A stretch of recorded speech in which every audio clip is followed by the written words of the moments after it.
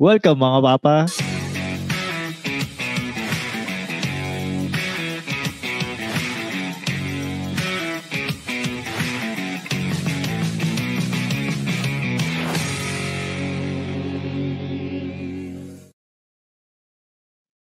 Ito po si Ingo at kasama pa rin natin ang isa sa mga hosts ng Konichi Mates. Walang iba kundi si Tristan Ting. Yan. Welcome mga papa. Monti ko nang sabihin, welcome na naman sa isang episode ng Konichi Mates. Pero hindi nga pala to Konichi Mates. Nasa Tatayhood Podcast tayo. Pero, Ingo, naalala ko kasi ngayon. Ano ba ulit sasabihin ko? Hindi na to yung topic natin. Iba naisip ko kasi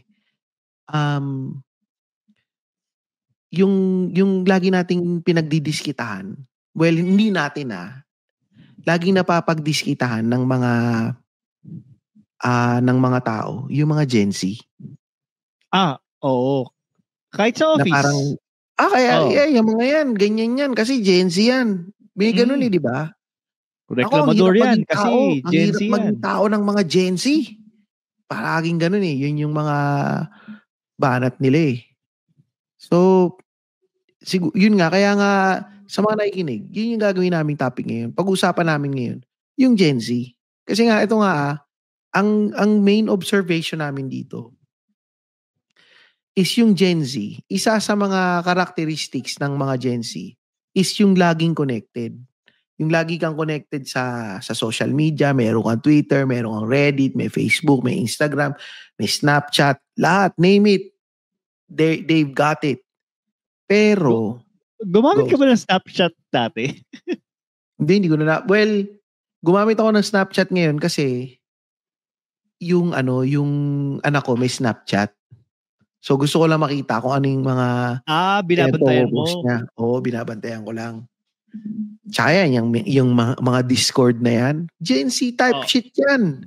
Nang kagaya ng mga natutunan natin sa mga Gen Z na mga kapatid natin sa The Broden Podcast. Diba? Hosted by Santi and Vince. Yan, hosted by Santi and Vince. So yun nga, so napansin natin, yung Gen Z, yan nga, sinabi ko lahat ng mga social media platforms, lagi silang connected. Oo.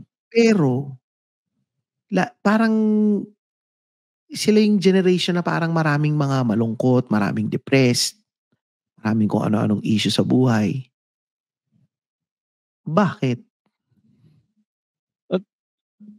Teka lang Tristan kasi ang lakas ng ulan dito. Dahil yung bubong namin ay walang additional layer. Hindi kita masyado marinig. Hindi. Hinahanap ko yung remote control ng monitor ko. Pero ayun, tama ka nga na parang feeling nila na kahit connected sila, parang feeling nga nila isolated sila. Unlike tayo, di ba? Na kahit connected tayo virtually, physically hindi naman, parang okay pa rin tayo. Yun nga, parang ewan ko, yun lang ang naisip ko ngayon na parang kasi syempre siguro dandun din kasi sa point na dati kasi parang mas simple lang yung buhay. Hindi siya ganun kakomplikado. Na lalabas ka lang, paglabas mo, andyan na yung mga kaibigan mo, mga kapitbahay ninyo, makikipag-usap kayo. And meron kayong parang iba siguro talaga yung physical yung physical interaction, no? O interaction. Gen Z ba yung yung generation na hindi nakapaglaro ng tumbang preso sa labas ng bahay? Oo. Yata ito sa mga nakikinig, correct nyo kami Pero kasi, kunyari ito, si Santi and Vince ng The Broden Podcast, tsaka tong si Kian and J ng Topak and Tantrums. Mga Gen Z yan So, feeling ko hindi naman nakapagtumbang preso tong mga to Mga feeling ko lang or nag-comment dito si Pinoy Mimeology Podcast. Sabi niya, Nakapaglaro daw siya ng tumbang preso. Baka naman kasi wala kang computer. Dalawa lang. Hindi, siguro may mga iba nakapaglaro pa rin. Pero unlike before, na talagang talamak yung street games, yung ba yung tawag doon? Basta yung mga laro sa labas ng bahay. Oo, yung larong kalye, di ba? Parang kasing dati, yung larong kalye. parang hindi ka ganun kain pagka hindi ka lumalabas. Ayan, sabi ni Zuniga Neil, hindi kaya dahil sa being connected, hindi kaya dahil yung quote-unquote being connected, palagi yun lang nagbibigay ng sense of belonging sa kanila. Kasi andun ang followers, likers, etc. na hindi naman nila nararamdaman sa totoong buhay. Yung validation, yung sinasabi ni Neil.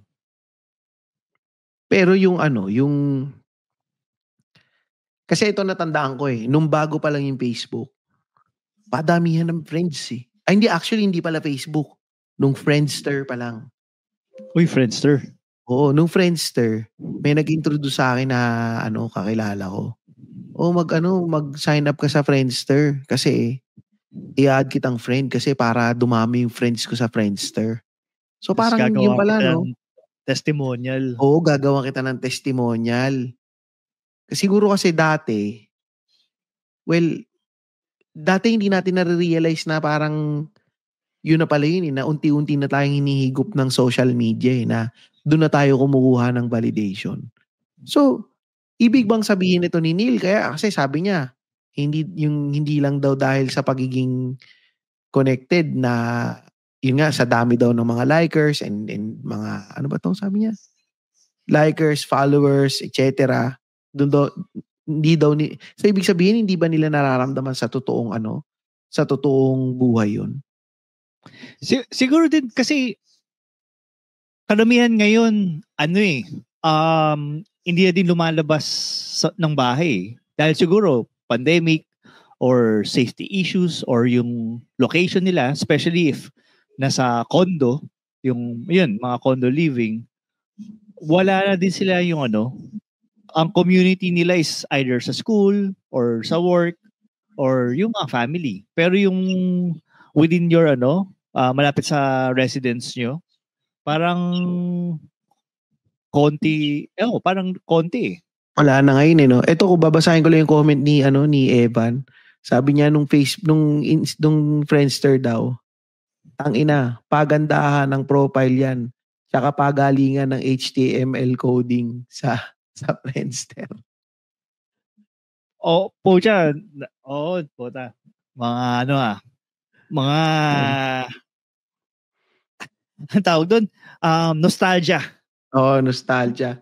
Pero yun ito nabanggit lang din ni isa pang sinasabi ring factor nito ni Rock EU. Malakas na kasi internet ngayon kaya mostly sa loob na. Di tulad dati wala kang gagawin sa bahay. Pwede. Pwede. So yung mga tao hindi na masyadong nag-i-interact sa isa't isa. Pero pwede. Kasi parang nakaka-relate ako dun Kasi okay sa akin na dito lang sa bahay hindi lumalabas Actually, sa akin din sa totoo, ako okay lang din Pero hindi naman ako kasi ito nga ito sa mga, kasi syempre nag-research tayo. Alam mo naman tayo dito sa Tatayhood, nagre-research tayo Ha? May research tayo? Oo, nag-research tayo Kasi ito, ayon sa mga studies, 46% daw ng Gen Z workers feeling nila stress sila. 46%. Tapos 44% burnt out at 30% feeling isolated. So, pag inisip mo dito, anong may kasalanan dito? Pero parang medyo weird tong na to kasi pag inad mo tong lahat na to, over 100 to Tama ba? Hindi, sabi ko sana, malamang may Venn diagram yan. Oo, baka population. Nag-overlap. Overlap 'yon. So So, pag naisip mo, sino may kasalanan? Sila ba o yung internet?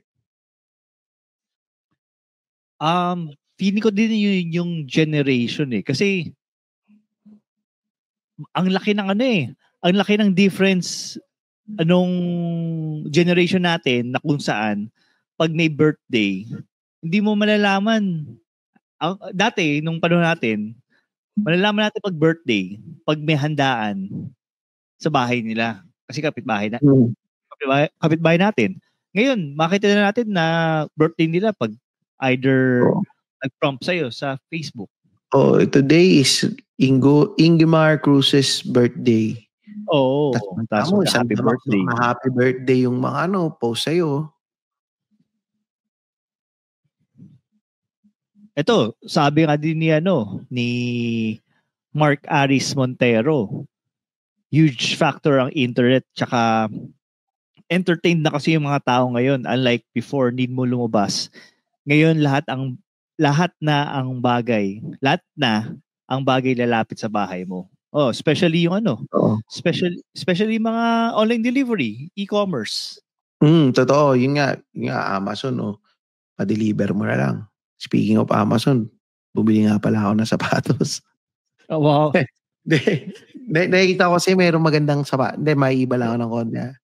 May nakita ako parang yung sapatos, parang yung Climacool na 3D printed. Meron palang ganun. Ayun. So, kailangan pumunta sa shop. Bumili lang ako. Tapos di-deliver na niya. Perfect example.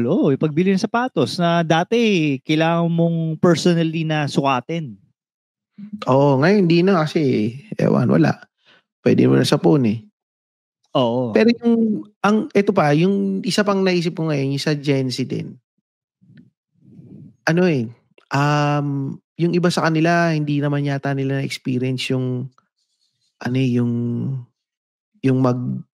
siguro nitong mga nitong nagkaroon ng COVID, maraming hindi naka-experience ng prom, hindi nakakapag-bonding sa school. Kasi dati tayo, may mga ganun pa rin tayo. Kahit na sabihin mo, Ingo, ikaw, okay ka na may internet ka sa bahay, na masaya ka, may computer sa bahay. Pero sa malamang naman, tumatambay ka pa rin naman sa bahay ng kaklase mo dati, di ba?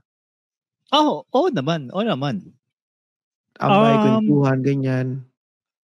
Tsaka din, hindi naman porket, sa akin din, kahit paminsan-minsan, katulad nga every week, pupunta ako sa office para makakita ko ng tao tsaka makakausap ako ng ibang tao. Kasi dito, kausap ko lang si Sven. Magagaguhan lang kami dito ni Sven Puta, na-guilty ako dyan kasi ako, parang once a month lang yata ako pumapasok ng office. Pero kung may option ako mag-once a month, mag-once a month ako. Minsan nga, parang once every 3 months, papasok ako sa office. Maalala na lang namin. Tagal na natin hindi nagkikita, guys, Tara, pasok tayo, mag-lunch naman tayo. Yun lang, ganun lang. Oo. Kailangan pa rin naman yung paminsan-minsan. Pero, ito siguro mas naging talamak din yung, bago pala ako punta doon sa isang, sa next outline natin. Meron din impression kasi na yung mga Gen Z workers ay tamad. Pero, pero feeling ko hindi naman lahat. Meron lang silang impression na, siguro sa akin lang, personal experience ko lang, na hindi sila ganun ka-resilient as tayo, I guess. Yun. Ako may explanation ako dyan Kasi laging maraming sinasabi yung mga tao na yung mga Gen Z nga daw, masyado daw mareklamo, masyadong tamad, hindi resilient. Ako, ang naging explanation ko naman dyan, kasi mas exposed na sila sa since yun nga, lagi silang connected, lagi silang nasa internet, alam nila yung mga nangyayari yung mga trend sa mundo, mas connected sila globally, and parang mas aral sila sa global standards. So, ibig ko sabihin nun is, yung pagiging mareklamo, hindi naman siya, yun yung tinitake natin lalo na sa Pilipinas. Pagka naging outspoken ka, matik yan, ang reklamo naman ito, ang arte naman ito. Oo. Pero in a global scale, dapat yun maging outspoken ka talaga Kung tingin mo hindi mo nakukuha yung gusto mo, dapat you need to speak up. Siguro ganun lang yung ano nila, yun yung naging mentality nila. Yun. Pero Tatanggol ko kayo mga Gen Z Pero ayun nga, dahil nga din tama ka nga doon. Pero ito, isa din sa mga sa sinasabi nila is lahat, hindi, nasabi mo na pala yun. Ayun, isa sa mga mapapansin natin sa generation ngayon ay parang pahirap na yung na ngayon, ang employment market. Ang hirap kumita, pero makikita mo yung mga presyo ng bilihin. Actually, kahapon na grocery. Yung 4,000 ko, konti lang yung nabili, parang isang dilata, almost 100 pesos. Yung alam mo yung pinakamaliit ng ng corned beef na Pure Foods, 80 plus pesos ang isa. Ilan binili ko nun? 2. So, almost 200 na kaagad. So, 1,000 ko is almost 20% or almost 20% napunta sa sa corned beef kaagad. Kaya ang hirap. Ay, sorry. Naisip ko kasi, pala ko may nasabihin ka tungkol sa Gen Z. Sa corned beef tsaka sa mahal na bilihin Hindi, ayun, ang hirap kumita. Sorry. Nabiglang na-post yung yung mindset ko. Ang hirap kumita. Tapos lahat nga mahal. Kasi tayo, medyo matagal na tayo nag-work Kaya kahit papaano lumalaban yung natin buying power Pero para sa mga Gen Z, nakakasimula pa lang nila mag-work, for sure, mas challenging yun sa kanila. Unless sobrang extraordinary ka na talaga nag-excel ka. Pero siyempre, hindi naman lahat kasing galing mo. So, karamihan, siyempre mag-ano pa rin. May konting difficulty, kumbaga, sa pagbili ng mga ganong klaseng stuff. Ang pinopoint mo ba dyan, Ingo, is ang hirap na nga ng buhay, mareklamo pa sila. Na parang masyado pa silang mapili pagdating sa trabaho. Yan ba ang gusto mong i-point out dyan? Oo, kasi nakuha na natin yung salamat sa pagpunto na yun, Tristan. Kasi nakuha na natin yung mga mga okay na jobs Kumbaga sa kanila, mga latak na muna kasi hindi pa tayo nag-resign hindi, yun nga kasi nga parang pwedeng yun din nga. Tapos, kaya nga 'di ba sinasabi nga natin na ang dami sa kanila yung stress, ang daming depressed, ang daming burnt out. Siguro yun nga, tinatry nilang todo grind. Pero ito, Ingo, naisip ko lang din, yung Gen Z ba na term na yan? I mean, nag-i-exist ba yan sa mga mahihirap? Sa mga mahihirap? I mean, kunwari, ano ba? Kunwari, hindi ka naman well off sa buhay. Ganun ka ba? Magiging ganun ka bang yung kung ano man yung dinidescribe ng mga tao ngayon as Gen Z? Na magiging ganun ka bang outspoken, mareklamo?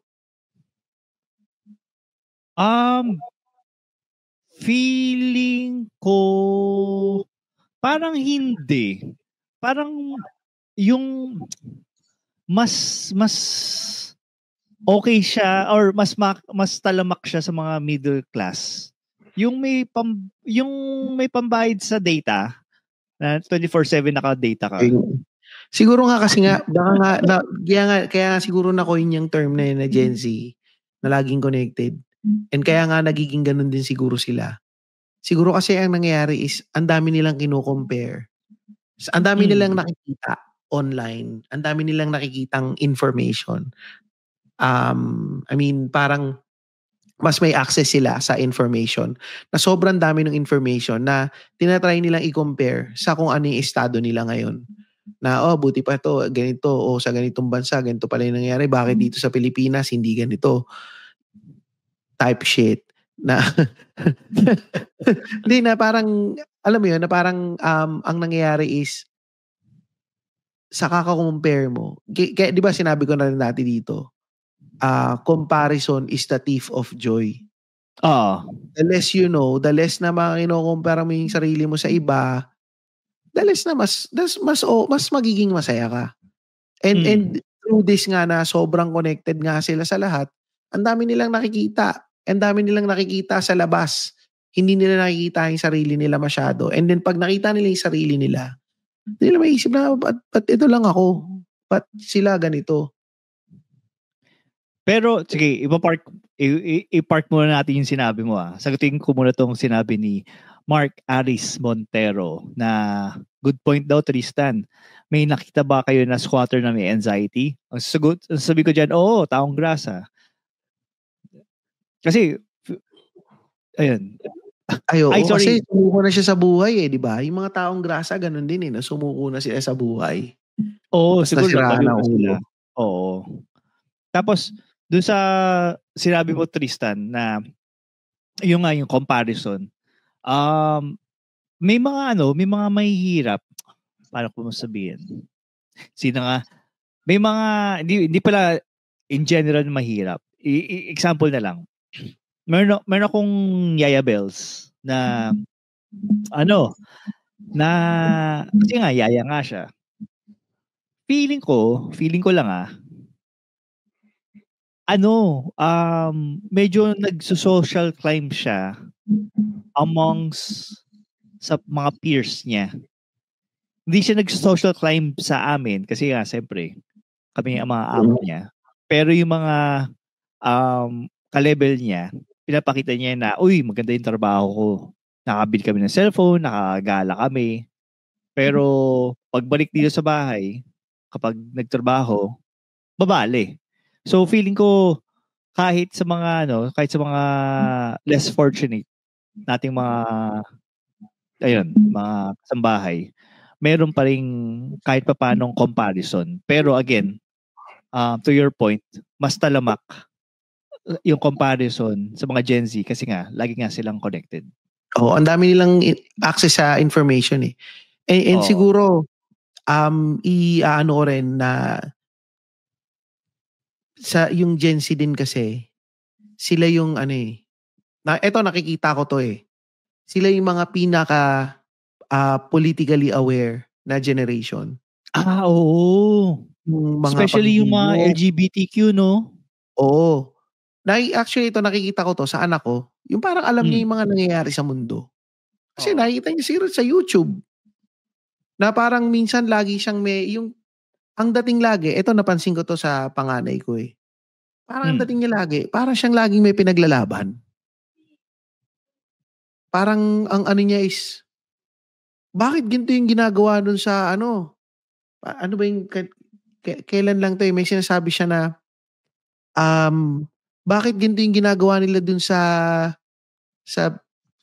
Amerika? Ganito pala sa Amerika, ganito, parang ang dami yung sinasabi.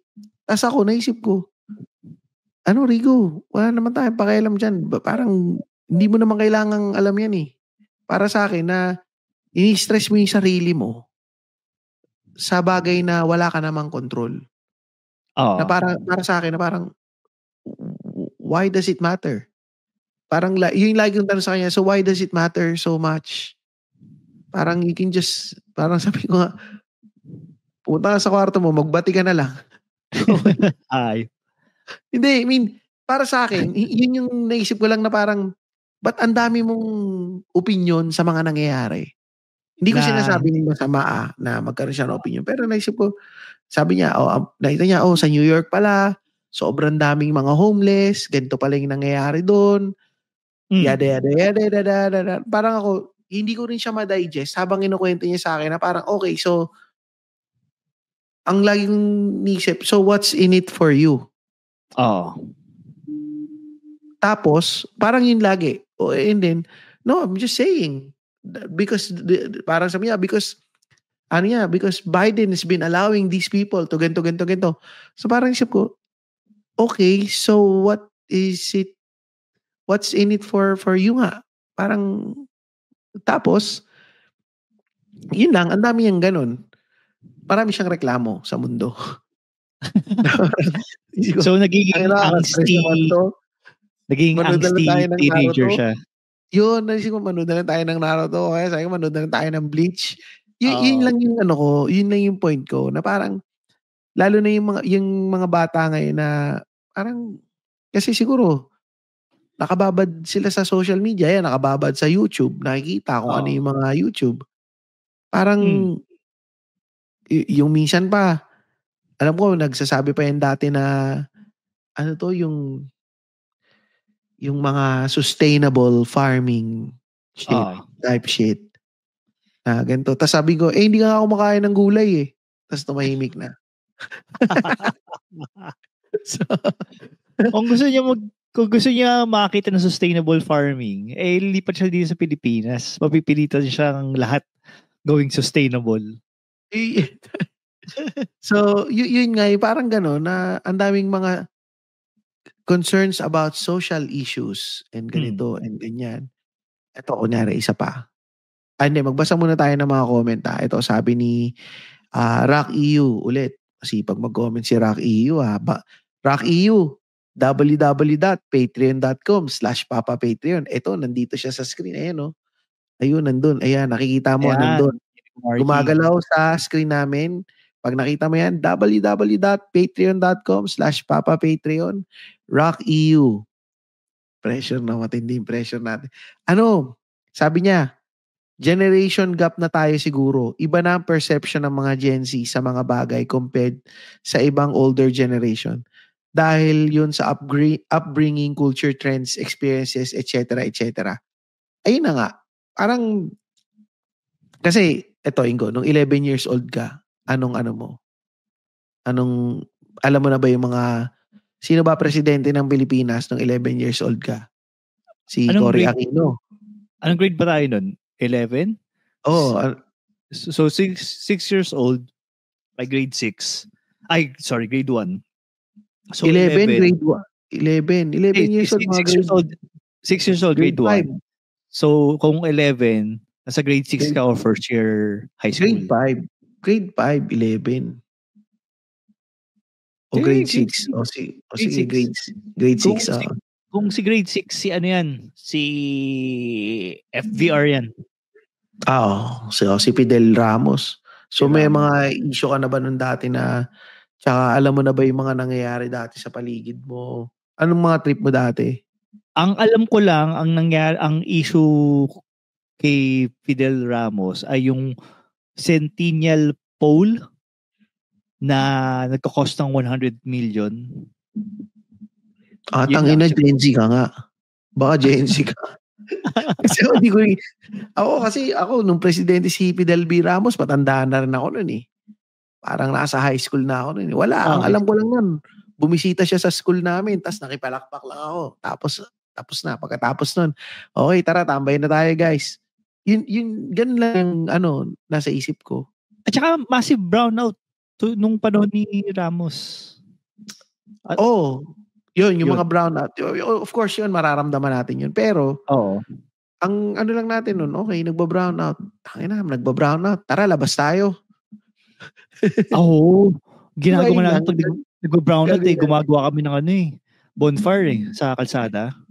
Pero hindi mo iniisip na, kasi hindi tayo gumagamit ng nuclear power plant, kaya kulang yung mga natin. Ay, hindi.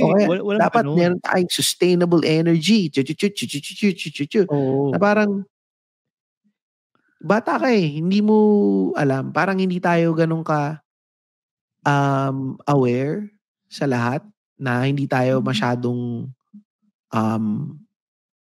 nagmamarunong, quote-unquote, siguro. Pero kasi, yung information, napakabagal dumating sa atin eh. At saka, ayan, saan lang ba tayo pupunta?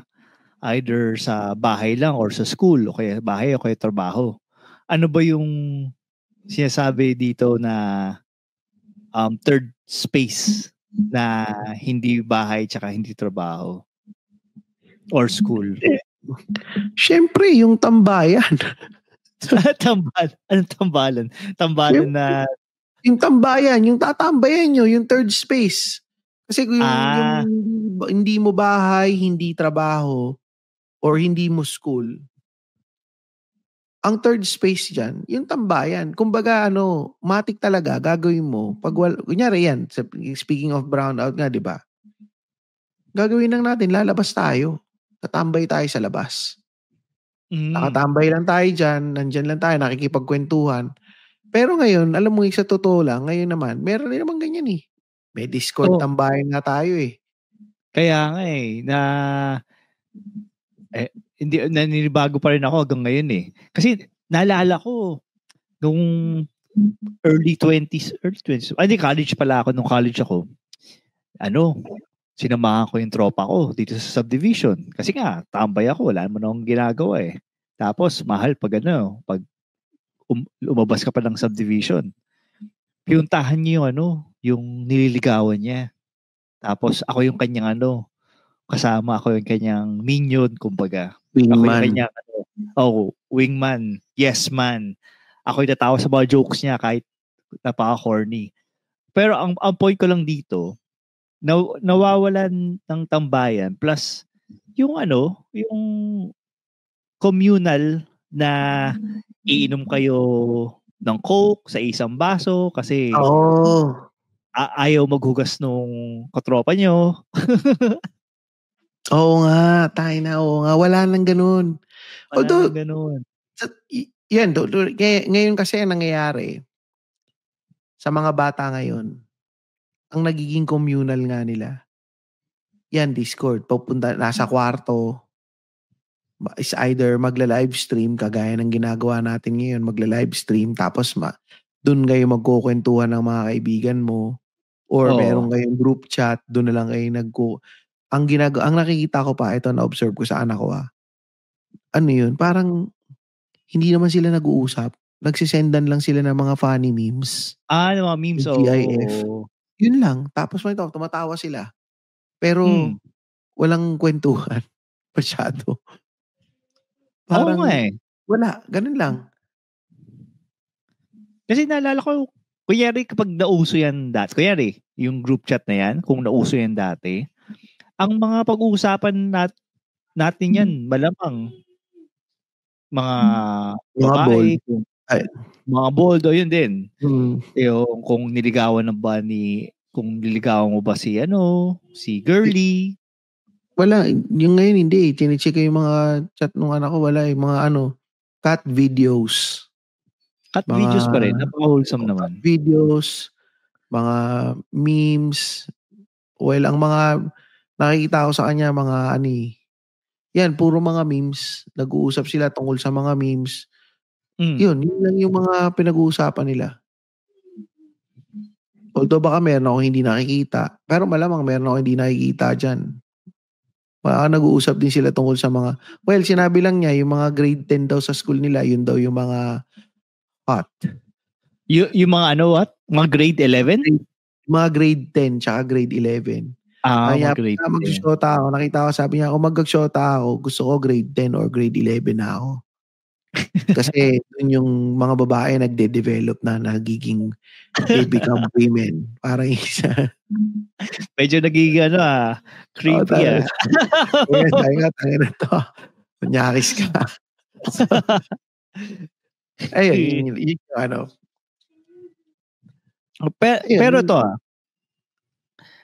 napansin ko din pala, sorry, na nakat kita doon, Tristan. Pero kasi, meron ako naalala na meron kaming OJT na siya, taga UP.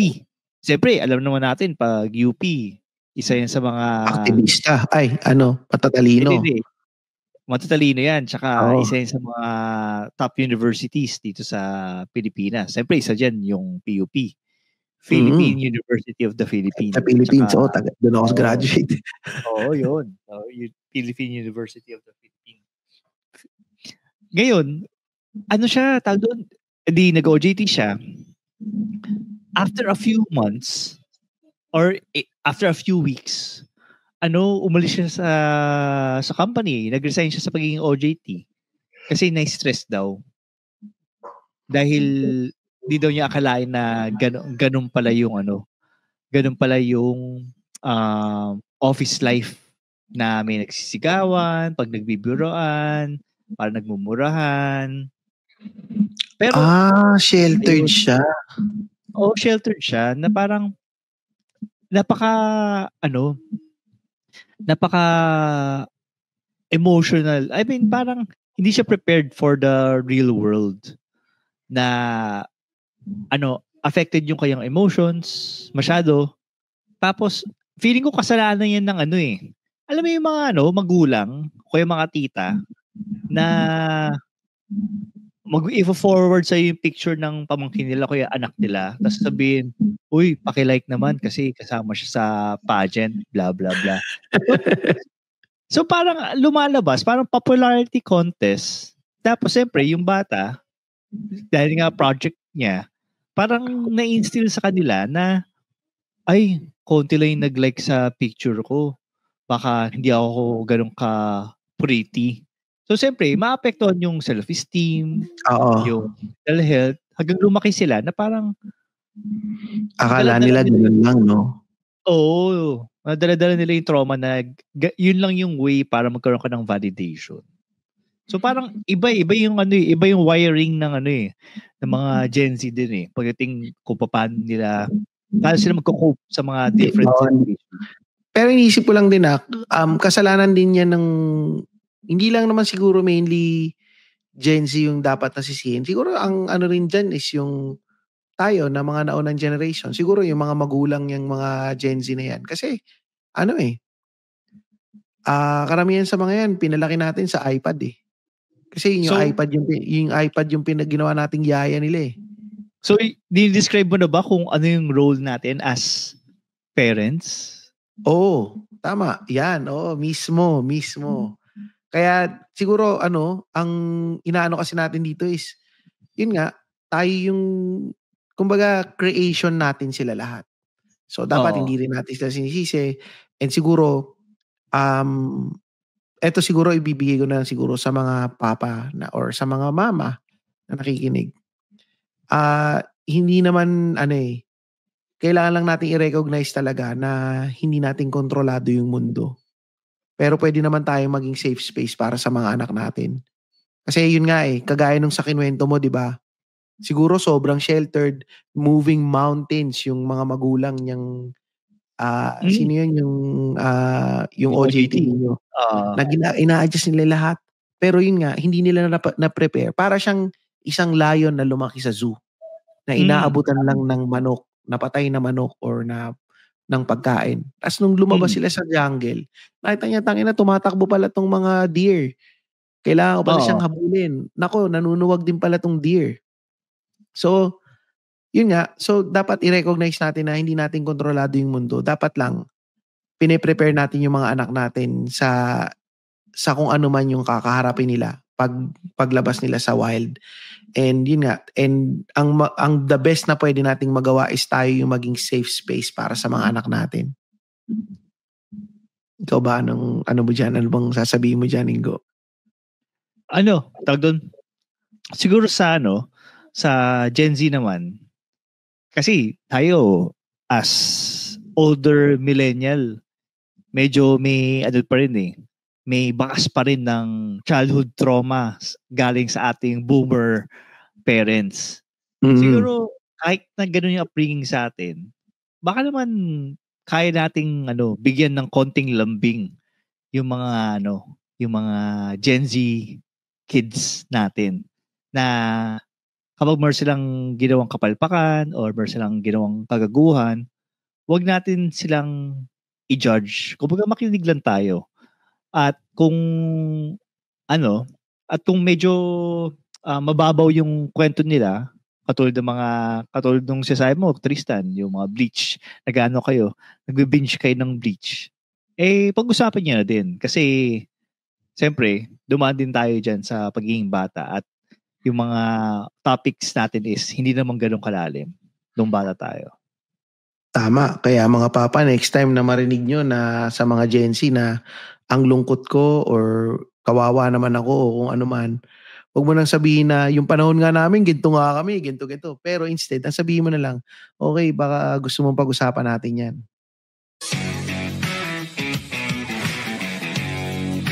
At yan, isa na namang episode ng Tatayhood Podcast. Salamat sa mga nakikinig sa ating live recording at patreon.com/papapatreon. Salamat mga papa. Ay, di alam, magbabasa ka pala tayo ng ano. Syempre, magbabasa tayo ng mga comments. Magbabasa kasi mabagal na aking internet. Oo, ako na, ito na, gagawin ko na, babasahin na natin yung mga comments. Pero habang naglo-load dito, gusto ko lang sanang sabihin na ini-invite nga pala namin si Makoy Pare. Ito na, public announcement ko na to. Ini-invite namin si Makoy Pare kasi kailangan namin ng machong chismisan. Dahil gusto sana namin makapag-guest ng isang fur parent. And kung nakikinig ka ng machong chismisan, pwede ba ninyong i-comment ito sa isa sa mga episode ng machong chismisan na Makoy Pare, pansinin mo naman daw yung chat ni Tristan sa'yo.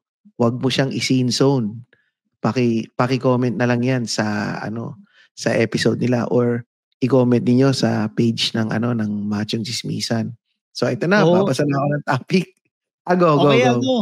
O kaya hanggang hindi hanggang hindi papayag si Makoy or nag-guess si Makoy dito sa Tatayhood, spam lang kayo ng spam.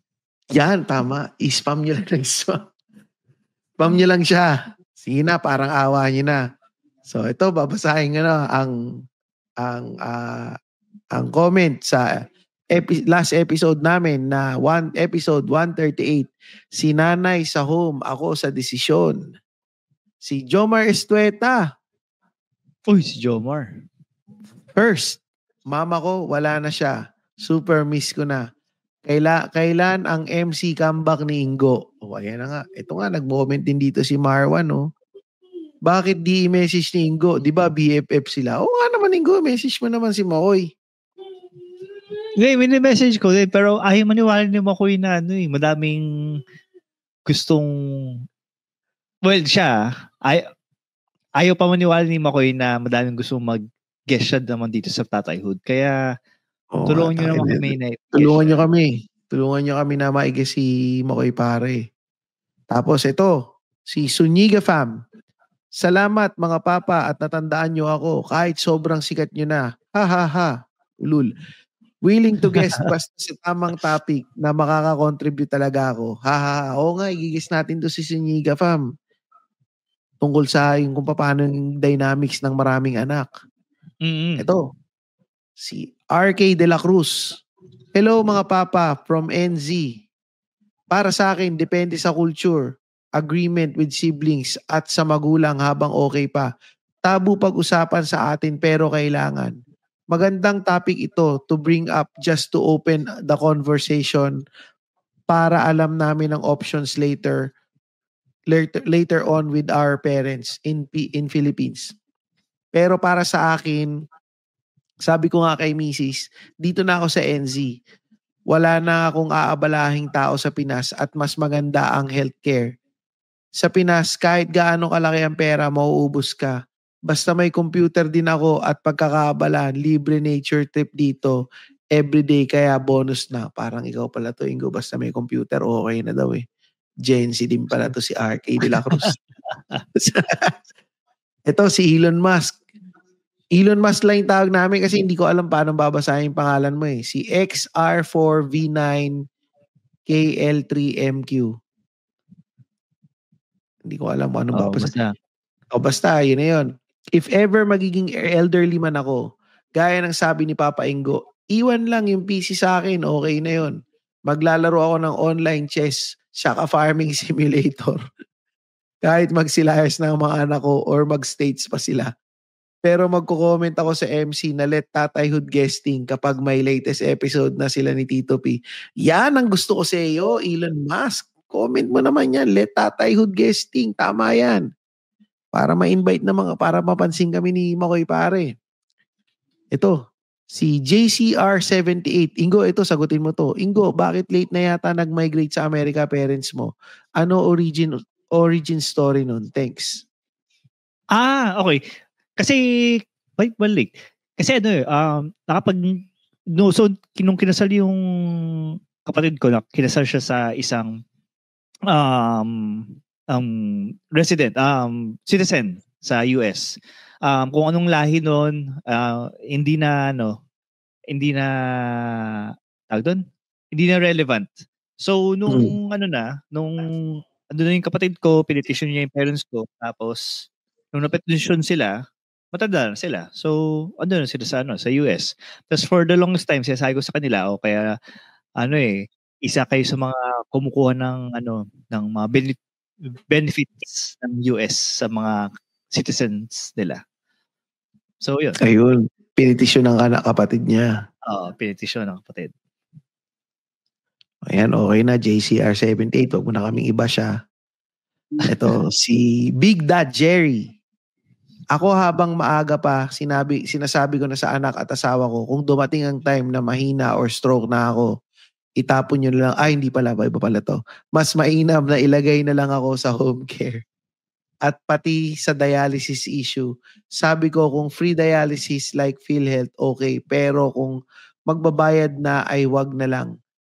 Lahat ng kakilala ko na nagdadialysis ay nabaon lang sa hirap sa kakabayad sa dialysis center.